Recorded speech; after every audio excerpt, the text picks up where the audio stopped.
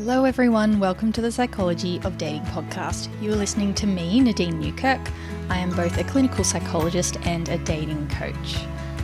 For today's episode, I want to give you some tips on what to do if you're overthinking the next text message with someone you're dating or someone that you're trying to write to on the dating apps, or maybe someone early stage of a relationship. Overthinking can happen at any time, and I know that this can be really stressful, that it can consume your day, your week, your month, whatever's happening in that connection right now. So I hope this can be a little bit of guidance of some things you can think about. Okay, so there's 3 different types of overthinking I want to highlight, and then I'll go through each one with some tips. The first type of overthinking can be what to write to make them like you, or how much to text. So you're sitting there and you really like this person and you're just trying to jump into their head and think like, what would they want me to write? Am I writing too much, too little? Should I play it hard to get and, wait a while till I answer their text? Or, am I not texting them enough? Do I need to send, how many text messages a day should I send? And this can be really stressful if you're trying to predict all this, because it's an unanswerable question. You can't jump in their head. You don't know what they're thinking. You don't know what they like or what they want in this very moment. So here's a couple of tips if you are having this situation. The first one is to think less about each text message and painstakingly kind of sift through every single word that you're saying, and more think about the general pacing in the connection you are in. So what we don't want to do is we don't want to overextend ourselves. This is where maybe you've just met someone, you've been on a couple of dates, and you're initiating all the text messages, and you're initiating daily, and you're getting some pretty short replies back, or they're messaging, a day later, and then you're texting again the next minute. What we want to do is just pace ourselves for the connection we're in. So this is where it's, even though it's hard, letting the other person show up with their 50% of initiating. And this one can be really challenging because sometimes some people won't initiate. And holding back does not mean that you're going to ruin the connection. It just means you're giving a chance for the other person to show up and to give their 50%. And if you're confused and maybe, they haven't replied, then for a few days you can send a check-in message, kind of clarify where things are at. But we don't want to be overextending. And this is like you're trying to make a new friend and you're organizing all these fun activities and taking them to bowling and texting and checking in, and they're not really giving anything back to you. We want a mutual friendship where they kind of show up for a bit, you show up for a bit, and that's how you build trust and a sense of safety in a connection. What we also don't want to do, though, is underextend. So if we're looking at the pacing of text messaging, if you're underextending, this is where a connection could go somewhere, but you're ignoring your phone for a few days, or purposely seeing a message and deciding, I'm going to make them wait and message back, 6 hours later. That we want to show up the way that we want to be treated in a connection. And just like a friend, we want to show up with consistency, with care. Sometimes we're busy and, we're at work or doing another activity and we don't reply for ages. That's okay. And sometimes we see text message and we're on our phone and we can reply in that moment. So we want to just message back with the natural rhythm of our life and with the pacing of that connection where it's at. If you've been with someone for a couple of months and it's normal for you to message every day with each other, that's fine. Do that. Or if you've been with someone for a couple of months and you're noticing, hey, I'd prefer to text every day, and they only text me once a week, then that would be worthwhile having a conversation with them about it.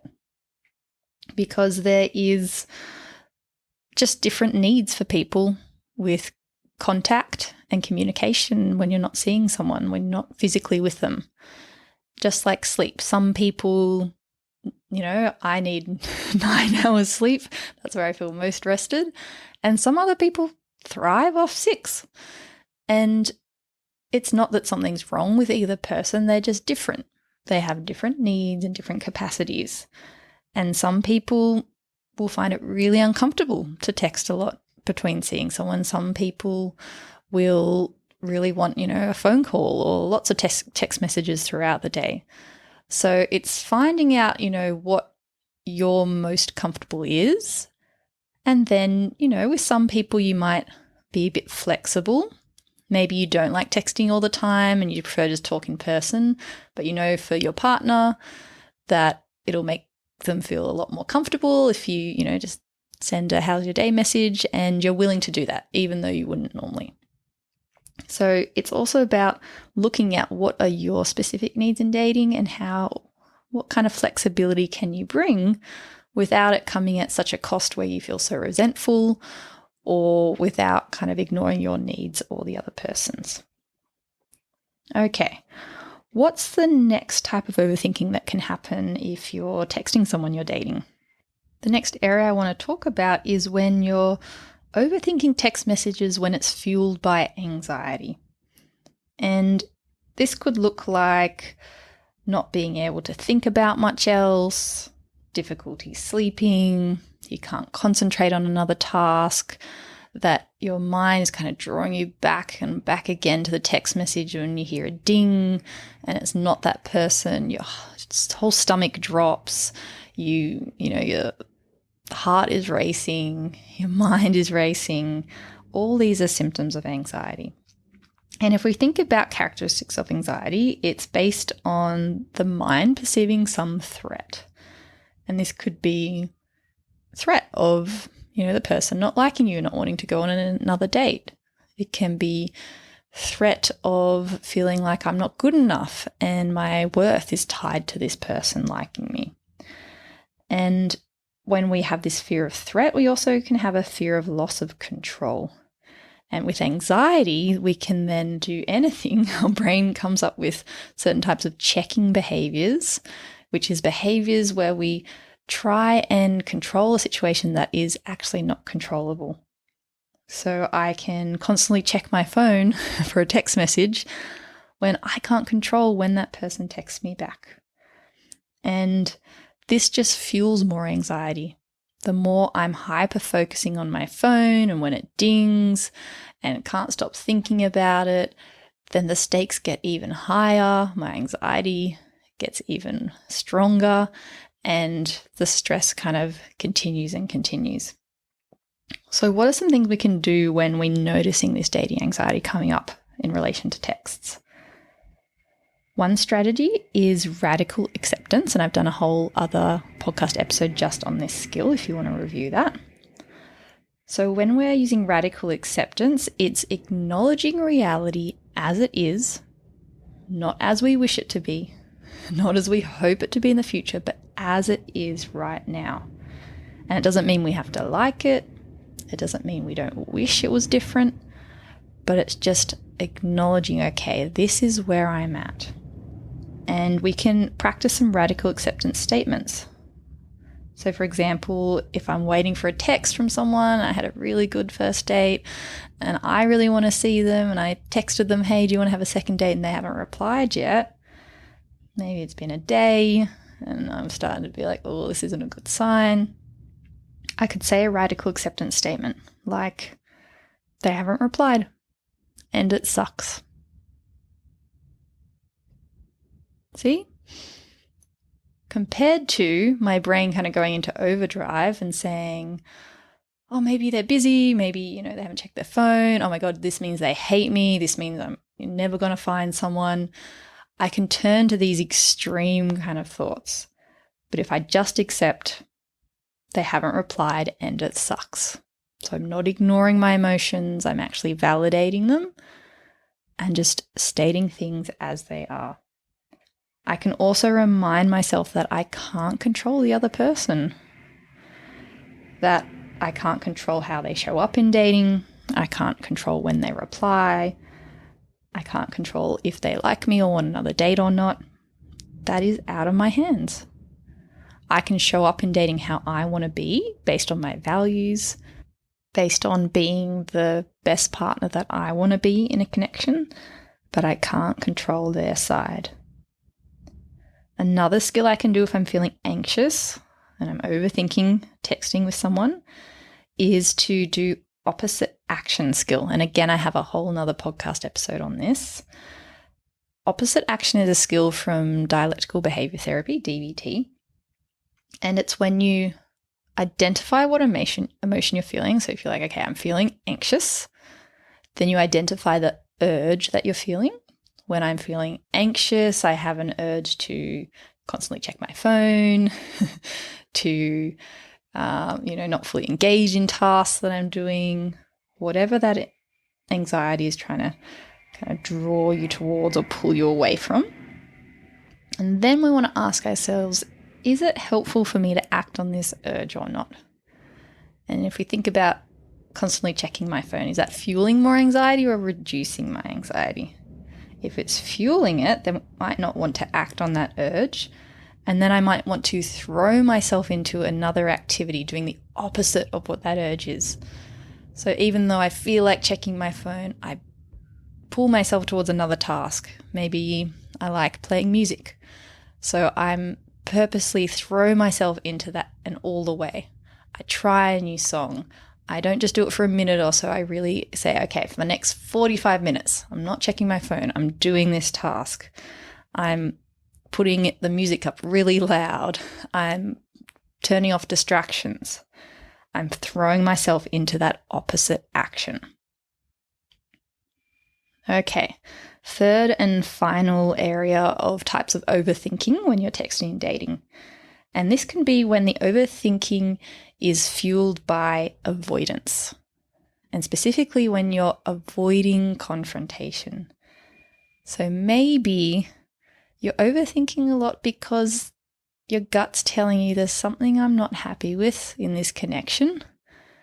And part of you knows, I kind of need to have a conversation about this and name the elephant with the person I'm dating. But another part of me is really scared too. I'm like, I'm going to seem over the top. I'm going to push them away. Maybe if I just ignored it, things could get better. Maybe I'm scared of the outcome. What if I talk to them and they don't want to stay anymore? They want to break up. What if I'm worried that they don't like me and then I find out the truth that they don't want to hang out with me anymore? This could be really painful. So it makes sense that this avoidance comes up. It's trying to protect you from pain, and often it's causing more prolonged pain and it doesn't actually change the outcome. Whatever that person's thinking and feeling, if we just ignore it, isn't going to change it. So this is where we can use a skill, again from DBT therapy, of asking ourselves what is most effective in this moment.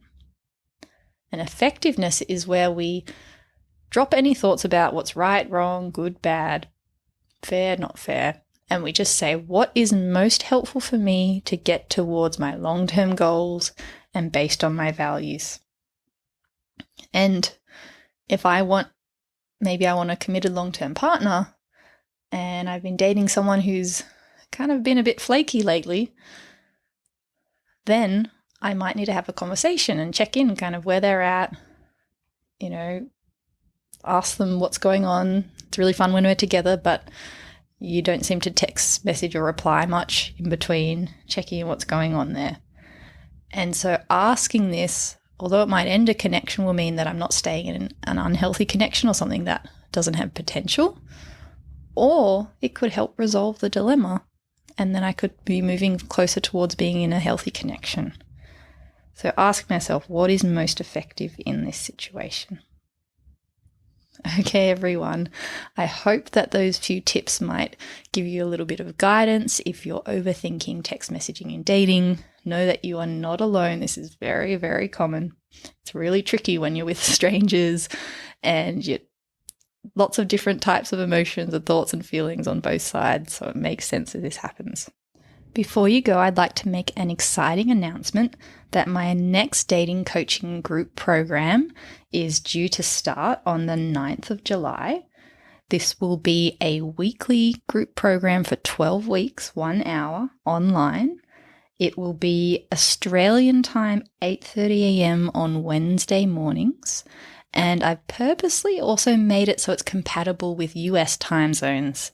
For any of you listening out there, 50% of my listeners are from the US.